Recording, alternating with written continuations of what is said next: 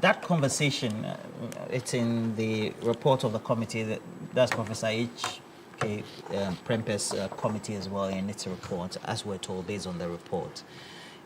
If anything has to be done at all, which will be more proactive and very instructive for the country, should we then look at the mode of appointment, etc., that perhaps would ensure that the crop of people who then are appointed in the future will be more acceptable?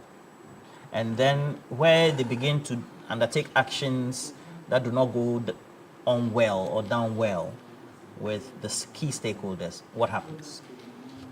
Possibly, but history does not suggest that the problem with we are facing with the EC is just because of the appointment procedure. Okay. J.J. Rollins appointed, what's it called? Appiah Danquah. Did we have issues with... Apart from someone or two. No, certainly you would disagree. You can't have a situation where... But not in total or in whole. You take Charlotte Osei, who came after Appiah Danquah. My personal view is that the issues Charlotte Osei faced was not because she showed any form of bias. I'm speaking. That's my personal view. After all, she supervised the election that gave the MPP that overwhelming victory. The issue she faced was the deliberate attempt or decision by the MPP to advance a propaganda that suggested that she was in bed with the NDC. So you're saying she was hounded? Well, if that's the word you want to use. But what I'm saying is that the MPP, when Charlotte Osei was in office, had deliberately advanced a propaganda that sought to discredit the integrity of Charlotte Osei, because they can't point to any evidence that showed that Charlotte Osei was biased. That's right. Absolutely none. Now, when it comes to Jean Mensa, after all, was leading the debates, and in fact, I have no cause to doubt the integrity of Jean Mensa. At the time of appointment? Even now. The problem Jean Mensa is facing is because of Nana Addo. What does Nana Addo down to Jean Mensa? The manner of the removal of Charlotte Osei dented the perception of neutrality of Jean Mensa right from the word go. The way manner Nana Addo and the MPP and their communicator, the fact that they defended those actions and didn't see any problem with Article 146 of our Constitution is the biggest problem Jean Mensa is facing.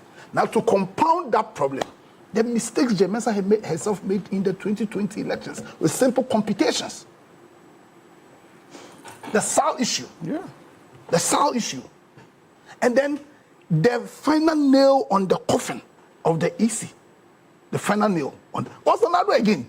And if you recall on this platform, for about a month or two, I was calling for the impeachment of Nana Addo. Because it was the height of irresponsibility to appoint people who were perceived to have any political coloring onto the EC. And so it did not matter whether they will be biased or whether they will show any neutrality. After all, they have also supervised the biggest electoral victory in this country. But the politicians themselves are the reason why we do not trust the EC. And I bet you, it doesn't matter if you ask me to appoint or if you ask the Pope to appoint, if you even call on Jesus Christ to appoint. Where you have political parties that have suddenly become zombies, soulless, then the EC will be faced with the same problem. Because immediately they feel that they will struggle to win elections. Their next line of action, and MPP has shown that from about 2013 till now, is to discredit the EC without any cause or any regard to the interest of the nation. Because if you have an EC where people don't trust, based on your vile propaganda, which largely are untruths,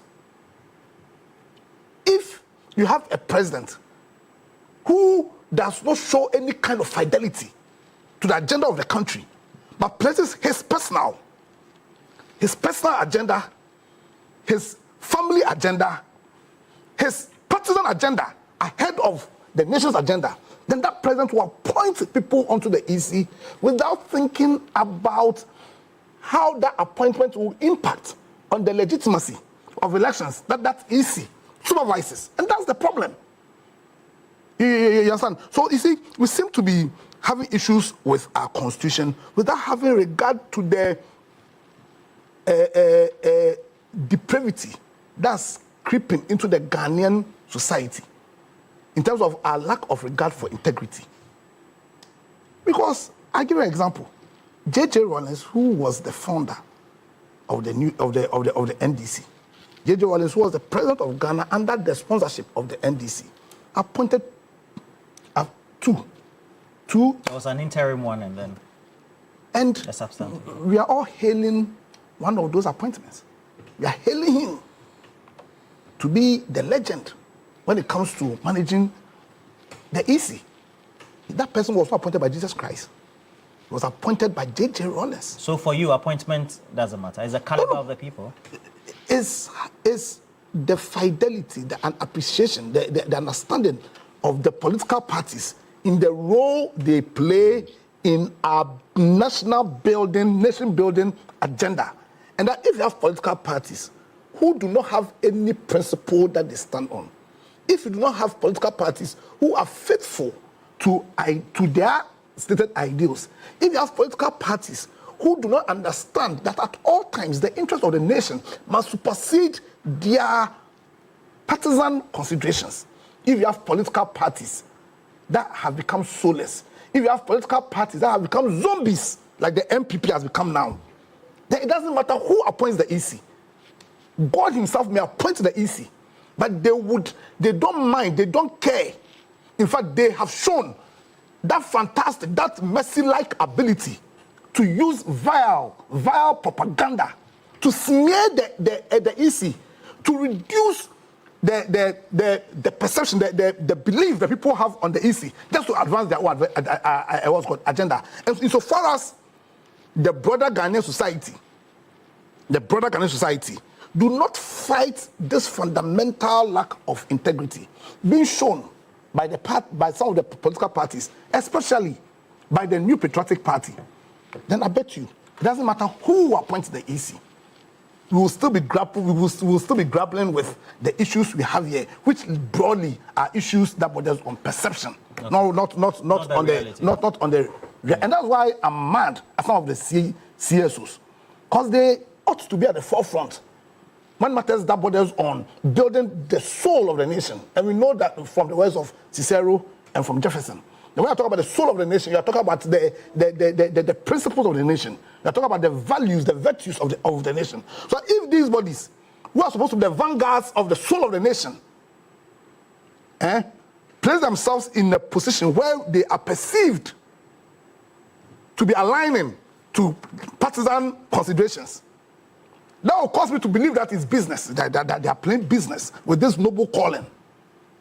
Then Jesus Christ himself, maybe even Muhammad or Buddha, may appoint the EC, but it will be to naught. We will still find a situation where people don't trust the EC, because these soulless people will advance a vile propaganda that will take away any form of integrity the EC has. All right.